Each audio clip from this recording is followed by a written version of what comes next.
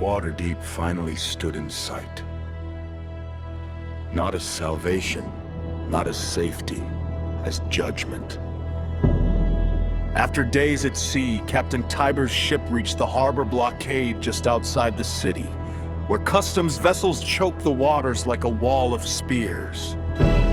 Armed ships surrounded them from every side, and the order came down sharp and official. Halt. Prepare to be boarded for inspection. The crew played the part. A simple cargo run, fruit, fish, nothing more.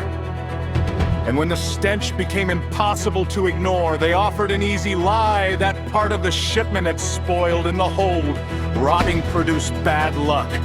Nothing sinister. The customs officers didn't seem too concerned.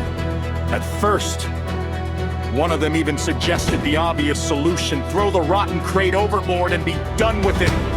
But then their captain stepped forward. Captain Jack.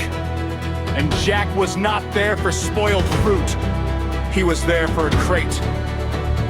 Tiber held his ground. Calm, firm, dangerous, he insisted they had been given strict orders not to open it, and that those orders should be respected. Jack did not care. Those were not his orders. He wanted to see the crate. And while the captains argued on deck, 2 customs officers searched below. That was when everything changed. Because down in the hold, beneath the lies, beneath the smell, beneath the false cargo story, they found something far worse than contraband. A bloodied man, unconscious, hog-tied. Calum! The officers dragged him up into the open and called for their captain. Suddenly the crate mattered less than the prisoner. The explanation came quickly from the party. He was dangerous, a threat, a man who had boarded the ship and could not be trusted. Jack, still looking for answers, chose mercy over fear. He healed Calum. The party warned against it, told him to leave the man bound, told him it was safer that way. But Jack wanted answers! And when Calum's eyes opened, glowing unmistakable, Jack recognized what he was seeing, an Aasimar! Not just any prisoner, the one he had been looking for. Calum barely had time to speak.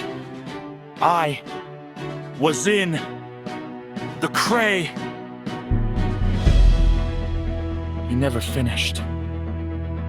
Because in a single brutal instant, Tiber stepped in and smashed Calum's face with such savage force that he killed him on the spot, right there in front of Captain Jack, the customs officers, and everyone on deck.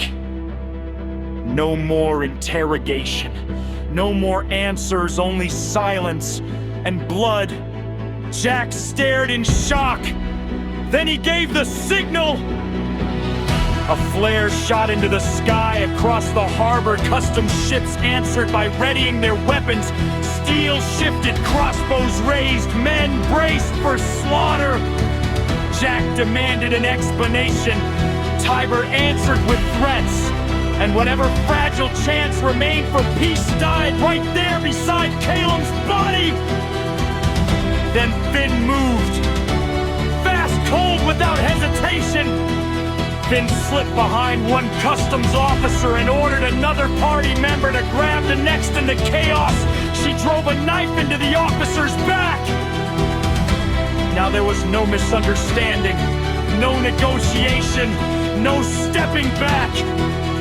Only 2 crews standing on the edge of total violence, trapped between Waterdeep's blockade and the consequences of everything that had been hidden in that cursed crate. The harbor gates were close, but freedom had never been farther away. With Calum dead, can the crew stop the harbor from becoming their grave?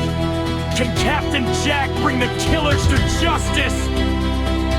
Or will Tiber's crew carve the path through the blockade?